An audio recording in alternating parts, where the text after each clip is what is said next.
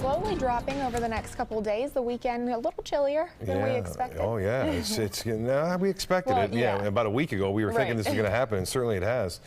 We are looking at some very cold temperatures too for Florida standards. Already snowing in parts of Georgia.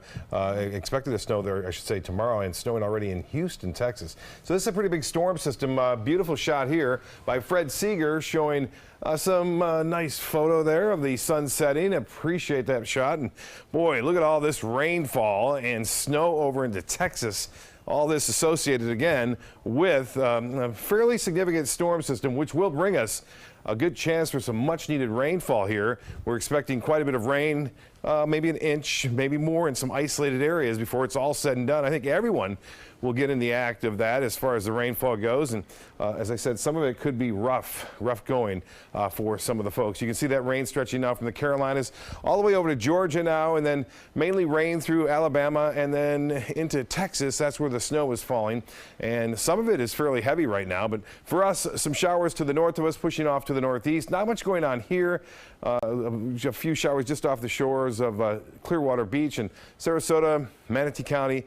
All is quiet right now. Temperature 70. It's warm, it's muggy, and some low clouds are hanging around. Already some fog developing. An east-northeast wind at 7, and the barometer 2996. That has been falling throughout the day and will continue to fall throughout the day on Friday. The high today was 80. 75 is our normal, so well above average, even though we had the fog around throughout much of the morning.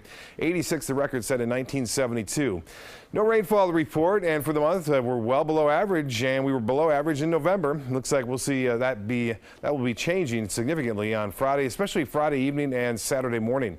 Well, here's the forecast, a futurecast showing that snow moving right through Atlanta. They could get up to an inch of snowfall there, maybe more in some places to the north of Atlanta. Then for us, look at all the rough weather. This is Friday afternoon and evening. We'll start to see more showers and storms moving on shore and lingering into the early morning hours. It should be all out of here as far as the heavy weather goes.